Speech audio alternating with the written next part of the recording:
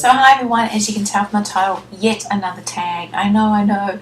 I've churned out about 2 other ones already, and I literally do have the same clothes on. I just had to run across the road and grab some stuff for dinner. But the only thing I really got different is my hair, and it got frizzed in the rain, so it's out, and different accessories, but pretty much wearing the same thing. And I didn't want to pretend I was doing this on another day, but so this tag was actually given to me by Aussie45A. I hope I'm pronouncing that right, Aussie45A, and another lovely YouTuber, another local Aussie YouTuber, so definitely check out her channel. I'll put a link down below if you haven't already. So thank you so much for tagging me.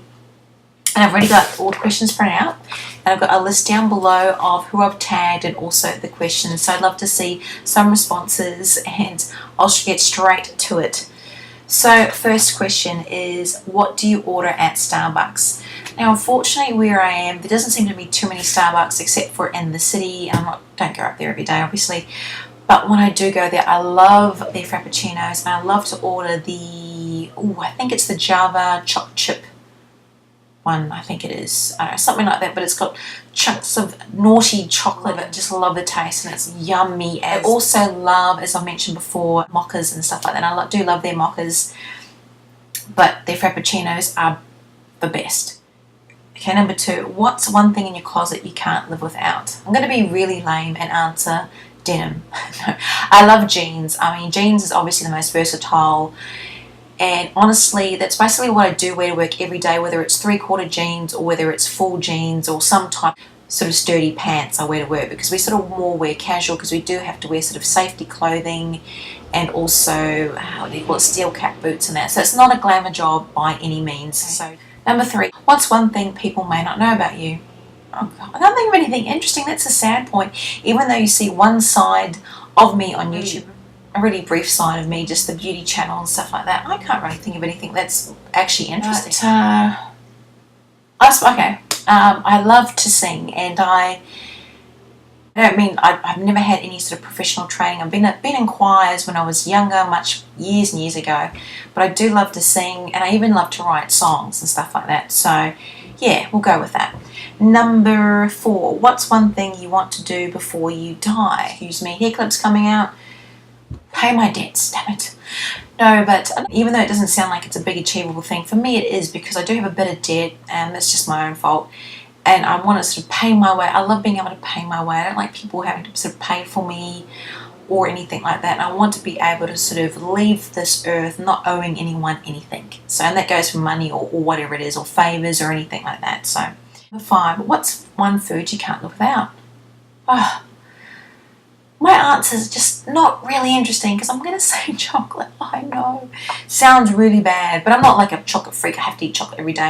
I love white, dark, and milk chocolate and stuff like that, but there's certain ones so rarely. I mean, you can buy them here, but they're a little bit expensive at certain places. So, yeah.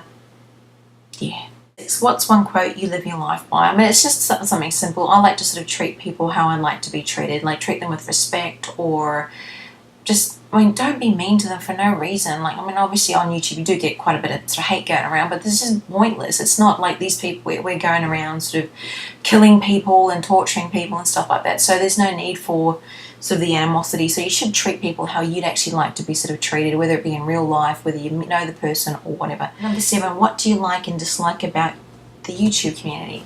I suppose it sort of comes into it, like the unnecessary or unjustified sort of level of animosity that sometimes goes on some channels. It's just, what's all this sort of this animosity? I mean, that's one thing I dislike about it. What I absolutely love about it is this amount of people that I've met, whether locally or internationally, that have the same sort of interests, but also I've learned so much from that. Even in the last sort of year and a bit, I can't believe the things that I didn't used to know, but it's such an interesting sort of place that it sort of outweighs all that sort of negativity. Number 8, what's your number 1 song on iTunes or iPod? I actually just sold my iPod. How sad is that? I had to sell it. But what was it? Again, it goes back to, I love Fleetwood Mac. It was a Fleetwood Mac song, would have been one of those ones or something like that. I don't have a number 1 sort of song at the moment, because I listen to all the sort of modern music at work, and by the time I'm out of there, I just can't listen to it anymore. But number 9, what kind of style would you describe yourself as having? Ooh, eclectic style. Just, that's nothing. I don't have like a fashion sense or trendy. I'm not fashionable, I admit it. I just love sort of comfortable clothing. I don't have any sort of big brand labels, anything that I can afford. And I don't know, I'm not bohemian, I'm not hippie, I'm not trendy, I don't have a style, I just have my style. Number 10, favourite number.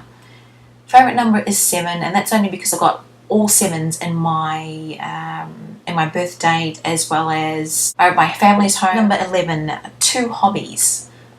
Okay, easy first one is obviously beauty and stuff like that.